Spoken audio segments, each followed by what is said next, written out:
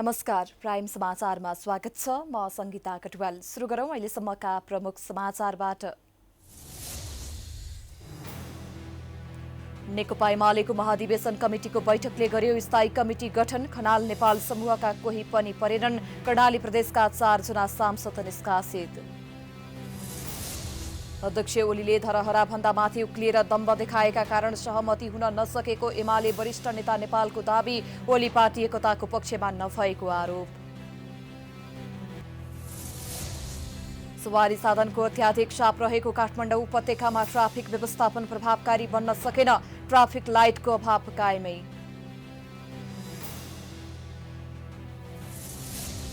कोरोनाको त्रासले पशुपतिनाथ र गुहेश्वरी मन्दिर पूजा तथा दर्शनमा रोक। सरकारले भोज भत्तेर मलामी जाँदा 25 जना भन्दा बढी जम्मा नहुनु भन्ने पनि सर्वत्र उल्लङ्घन।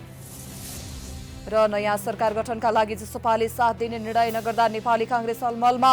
बहुमत सुनिश्चित नभएसम्म विश्वासको प्रस्ताव पेश नगर्ने।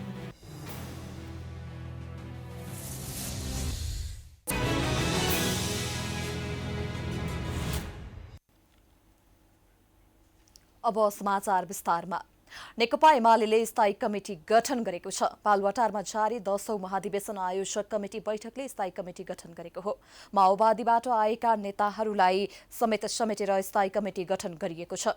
स्थायी कमिटीमा झलनाथ खनाल, माधव कुमार नेपाल पक्षका नेता भने राखिएका छैनन्। स्थायी कमिटी सदस्यमा केपी शर्मा ओली, वामदेव गौतम, ईश्वर पोखरेल, रामबहादुर थापा, विष्णु पौडेल, सुभाष नेमवाङ, शंकर पोखरेल, प्रदीप गेवाली, लेखराज भट्ट, टोपबहादुर रायमाझी, सत्यनारायण मण्डल, विष्णु रिमाल, छविलाल विश्वकर्मा, पृथ्वी सुब्बा गुरुङ, रघुवीर महासेठ, केशव बडाल, मणि थापा र पुष्पराज कणेल रहेका छन्। बाँकी सदस्यहरू पछि थप गर्ने निर्णय पनि बैठकले गरेको छ। त्यसैगरी कर्णाली प्रदेश सभामा एमाले संसदीय दलको व्हिप उल्लङ्घन गर्ने 4 जना सांसदलाई पार्टी सदस्य र सांसद पद नरहने गरी कारबाही गर्ने निर्णय गरेको छ। कर्णाली प्रदेशमा फ्लोर क्रस गर्ने प्रकाश ज्वाला, नन्दसिंह बुढा, अमर थापा र कुर्मराज शाहीलाई निष्कासन गर्ने निर्णय गरेको हो।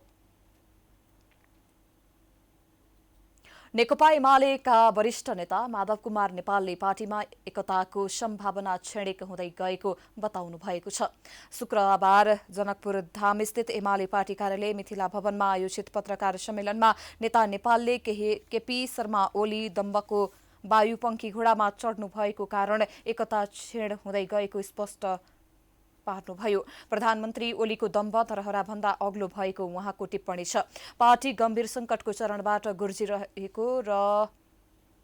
गुज्रिरहेको छ भन्दै उहाँले संकटको सिर्जनकार पार्टी अध्यक्ष भएको आरोप लगाउनुभयो। उहाँले आफूसँगको कुराकानीमा आफू समाधानको बाटो अपनाउन आग्रह गरेकोमा पार्टी अध्यक्षले पार्टी एकता शून्य नचाहेकाले पार्टी लोकतन्त्र, संविधान, संघीयता, विधि र प्रक्रिया धरापमा परेको धारणा राख्नुभयो। पार्टी अध्यक्षलाई 27 संसदको पद खोज्ने कुनै आधार नरहेको स्पष्ट गर्दै उहाँले आफूहरूको मूल घर नेकपा एमाले नै रहेको स्पष्ट पार्नुभयो।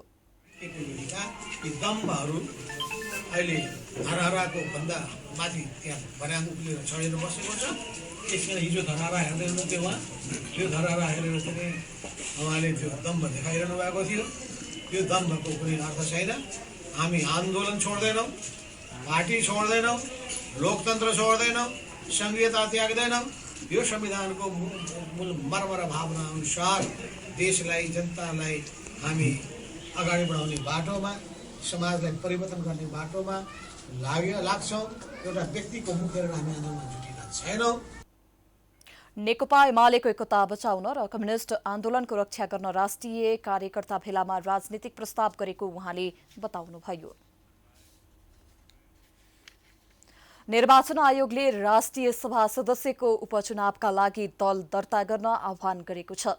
निर्वाचन आयोगले संविधानको धारा 271 अनुसार आउँदो जेठ 6 गते हुने राष्ट्रिय सभाको उपचुनावका लागि वैशाख 14 गतेभित्र दल दर्ता गर्न आग्रह गरेको हो। बागमती प्रदेशमा रिक्त एक राष्ट्रिय सभा सदस्यका लागि उपचुनाव हुन लागेको छ। राष्ट्रिय सभा सदस्य निर्वाचन ऐन अनुसार कुनै सदस्यको पदावधि 6 महिना भन्दा बढी कायम रहँदै कुनै कारणले पद रिक्त भएको 35 दिनभित्र सरकारले तोकेको मितिमा उपचुनावद्वारा पूर्ति गरिने व्यवस्था छ। नेकपा माओवादी केन्द्रबाट 2074 को चुनावमा निर्वाचित रामबहादुर थापाले दल मल त्याग गरेको भन्दै माओवादी केन्द्रले पद रिक्त गरिदिन सिफारिस गरे अनुसार राष्ट्रिय सभा अध्यक्ष गणेश प्रसाद तिमिल सिन्हाले थापाको पद रिक्त भएको जानकारी गराउनु भएको थियो। यही रिक्त पदका लागि उपचुनाव हुन लागेको हो। सांसद पद हटेसँगै गृहमन्त्री पदबाट मुक्त भएका थापालाई प्रधानमन्त्री केपी शर्मा ओलीले पुनः नियुक्ति गर्नुभएको थियो।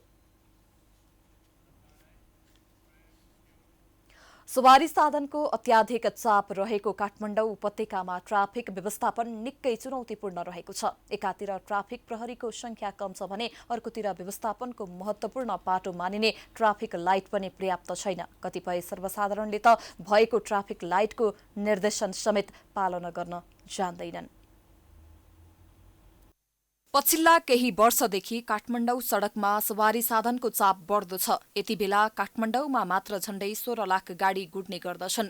उदासीनता, लापरवाही र अव्यवस्थाबाट जन्मेको नीतिगत अदूरदर्शितासँगै जोडिएर आउने कुव्यवस्थापनको प्रतिफल हो उपत्यकाको ट्राफिक जाम। विकसित मुलुकले ट्राफिक व्यवस्थापन र ट्राफिक लाइटलाई उच्च प्राथमिकतामा राखेको हुन्छ, तर नेपाल भने यस्तो विषयमा पछि नै छ। काठमाडौँ उपत्यकामा अहिले 35 स्थानमा मात्रै ट्राफिक लाइटको व्यवस्था गरिएको छ। अहिले थप 127 स्थानमा ट्राफिक लाइट जडान गर्ने योजना छ। यसबाट प्रष्ट हुन्छ कि उपत्यकामा मात्रै 100औं चोकमा ट्राफिक लाइटको अभाव छ, जसले गर्दा सडक र सवारी व्यवस्थापनमा समस्या त छँदैछ नै, दुर्घटनाको पनि खतरा छ। अर्कोतिर ट्राफिक नियम पालना नहुँदा अर्को समस्या थपिएको छ। उपत्यकामा मात्रै दैनिक 2200 जनाको हाराहारीमा कारबाहीमा पर्ने गरेका छन्। हिजै मात्रै कुरा गर्नु भने 12 लाख भन्दा बढी त हामीले राजस्व उठाछौँ। विभिन्न गाडीमा 2200 भन्दा बढी त हिजै मात्रै कारबाही भएको छ हिजोको 24 घण्टामा। त्यसकारणले हामीले जसले गल्ती गर्छ त्यसलाई कारबाही गर्न ट्राफिक प्रहरी कति पनि हिचकाउँदैन। तर हामी मान्छेलाई खोजी अप्ठ्यारो पारेर हामी कारबाही गर्दैनौँ। हामी पहिला सम्झाउँछौँ, केही नलागेपछि कारबाही गर्नुपर्ने हाम्रो बाध्यता हो। त्यसकारणले बाध्य भएर पनि के छ भने सवारी साधन धेरै छ, सबैले हतार गर्छन्, सबैले रुल तोड्न थाल्छन्। त्यसको अन्तिम उपाय भनेको कारबाही गर्ने हो, जरिवाना काट्ने हो। जरिवाना काट्दा एकै दिनमा मैले भनिहाल्ने 12-13 लाखको दरमा हामीले राजस्व सङ्कलन गर्ने काम चाहिँ भएको छ। भएको नियम पालना गर्न गराउन समस्या त छँदैछ। विश्वभर प्रचलित र प्रभावकारी मानिएको ट्राफिक लाइटको प्रयोगमा पनि समस्या छ। कतिपय सर्वसाधारणले त ट्राफिक लाइटको निर्देशन पालना गर्नै नजानेर शास्ति भोग्नु परेको गुनासो गर्छन्। सिस्टमै छैन नि त। भर्खर सुरु गरेको हुनाले चाहिँ हामीलाई असहज जस्तो भएको हो हैन। तर बिस्तारै बुझ्दै अलि समय लाग्छ के बुझ्नलाई। तुरुन्तै गरेको हुनाले मान्छेहरूलाई असहज भएको हो। तर अब यो सिस्टम लागू हुँदै गइराख्यो भने पछि गएर हामीलाई सहज हुन्छ। अलिकति हामी ढिलै छौँ क्या। अधिकांश सडक दुर्घटनाको कारण ट्राफिक नियमको पालना नहुने रहेको छ। सवारी साधन चलाउँदा वा हिँड्दा नै किन नहोस्, धेरै मानिसले जानेर नजानेर ट्राफिक नियम उल्लङ्घन गरिरहेका हुन्छन्। चालकले तीव्र गतिमा सवारी हाँक्ने, संकेत नमान्ने, जथाभावी गाडी रोक्ने, सवारीको क्षमताभन्दा बढी यात्रु बोक्ने जस्ता कार्य गर्छन्। शिक्षित मानिसले नै बढी नियम उल्लङ्घन गरेको समेत पाइन्छ। त्यसैले ट्राफिक नियम पालना सबैले गर्ने हो भने सडक र सवारीमा हुने सबै खाले समस्या न्यूनीकरण हुने थियो। समाचारको सिलसिला जारी छ। हामी विश्रामपछि आउँछौं।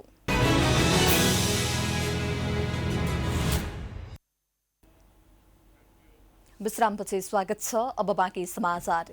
नयाँ भेरिएन्ट सहितको कोरोना बढ्न थालेपछि आजदेखि पशुपतिनाथ, गुहेश्वरी लगायत पशुपति क्षेत्रका सबै मन्दिर बन्द भएका छन्। कोरोना जोखिमका कारण पशुपति क्षेत्र विकास कोषले यस क्षेत्रका सबै मन्दिर भक्तजनका लागि बन्द गर्ने निर्णय गरेसँगै आज सबै मन्दिर र मन्दिर क्षेत्र बन्द भएका हुन्। कोषले विभिन्न स्थानमा सूचना टाँस गरी मन्दिर बन्द गरिएको जानकारी गराएको छ। सूचना थाहा नपाएका केही भक्तजन आज बिहानै मन्दिर पुगेका थिए। केही नित्य दर्शनार्थी पनि पशुपतिनाथ परिसर पुगेकामा सुरक्षाकर्मीले फर्काएपछि बाहिरबाटै दर्शन गरेर फर्केका छन्। मन्दिरका ढोका नै बन्द गरी पशुपति क्षेत्रमा सुरक्षाकर्मी परिचालन गरिएको कोषले जनाएको छ।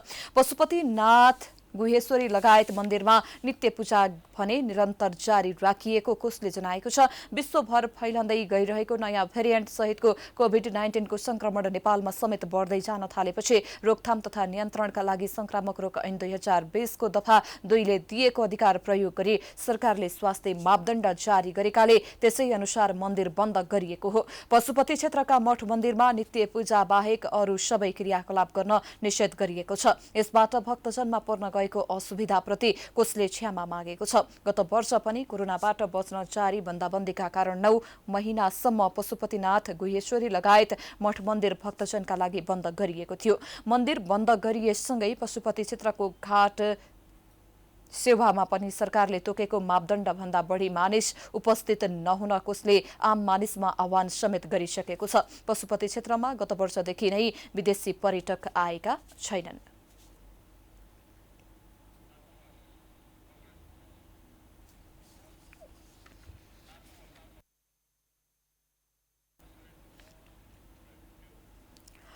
अघिल्लो वर्षको फागुन 11 गते सर्वोच्च अदालतले संसद विघटनको निर्णय बदर गरेसँगै नयाँ सरकार निर्माणको कसरत सुरु भएको थियो।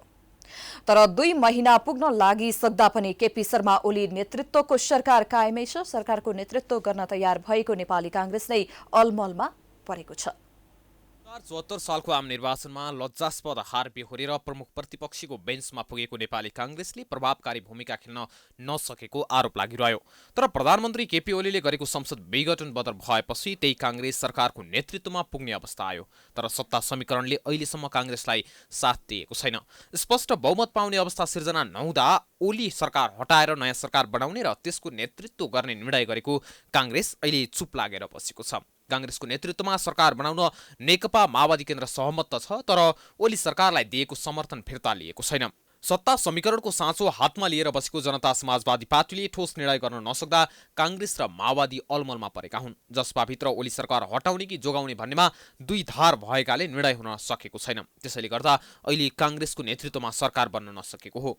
जसपाले कांग्रेस सभापति शेरबहादुर देउवालाई प्रधानमन्त्री बनाउन सहमत भएपछि मात्रै नयाँ सरकार बन्ने अवस्था छ। यही अवस्थाका कारण अहिले कांग्रेस चुप लागेर बस्नु परेको हो। कांग्रेसले आफ्नो गृह कार्य गरिरहेछ, मौन छैन। अब यो कुरा कस्तो भन्दाखेरि अब यो प्रचार गर्ने कुरो पनि होइन, अङ्कगणितको कुरो छ। त्यसले गर्दाखेरि यसको बारेमा के अरे कांग्रेसले तपाईले भने जस्तो मौन होइन कि यसले गृह कार्यहरू गर्दैछ।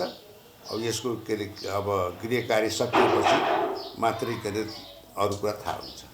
विपक्षी दल त जहिले पनि के भने वेटिङ गभर्मेन्ट हो भनेको अहिलेको परिस्थितिमा त झनै छ।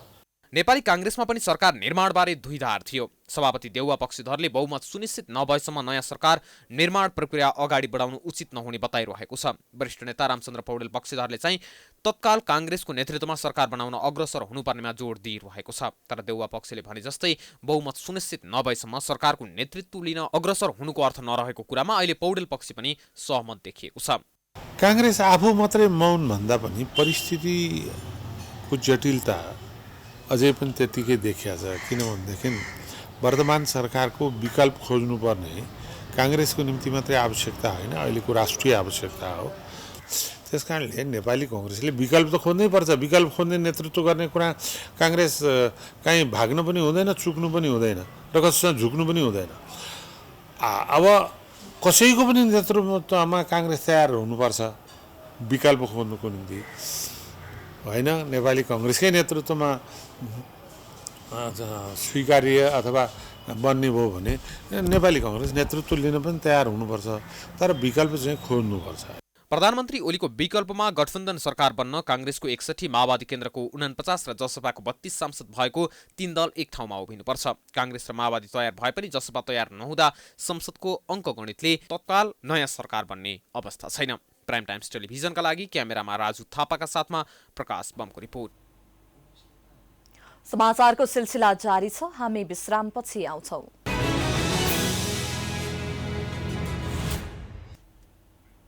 विश्रामपछि पुनः स्वागत छ। अब खेलकुद समाचार।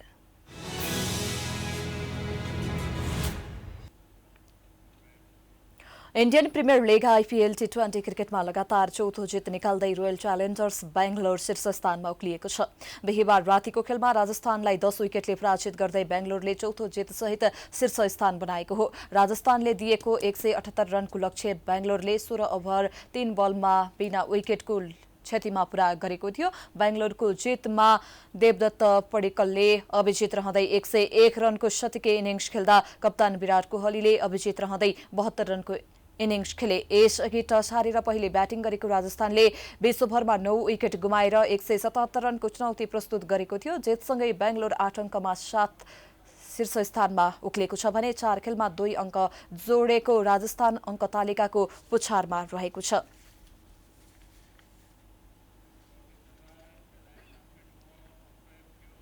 यो सँगै हामी समाचारको अन्त्यमा आइपुगेका छौं। जाँदा जाँदै प्रमुख समाचार पुनः एकपटक। नेकपा एमालेको महाधिवेशन कमिटिको बैठकले गर्यो स्थायी कमिटी गठन। खनाल नेपाल समूहका कोही पनि परेनन्। कर्णाली प्रदेशका 4 जना सांसद निष्कासित। अध्यक्ष ओलीले धरहरा भन्दा माथि उक्लिएर दम्भ देखाएका कारण सहमति हुन नसकेको एमाले वरिष्ठ नेता नेपालको दाबी। ओली पार्टी एकताको पक्षमा नभएको आरोप। सवारी साधनको अत्याधिक चाप रहेको काठमाडौँ उपत्यकामा ट्राफिक व्यवस्थापन प्रभावकारी बन्न सकेन। ट्राफिक लाइटको अभाव कायम।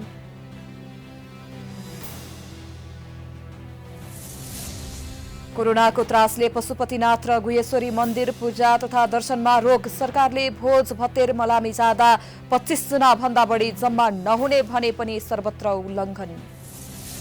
र नयाँ सरकार गठनका लागि जसपाले 7 दिने निर्णय नगर्दा नेपाली कांग्रेस अलमलमा। बहुमत सुनिश्चित नभएसम्म अविश्वासको प्रस्ताव पेश नगर्ने। समाचार अहिलेलाई सकियो। हेर्दै गर्नुहोला प्राइम टाइम्स टेलिभिजन। नमस्कार।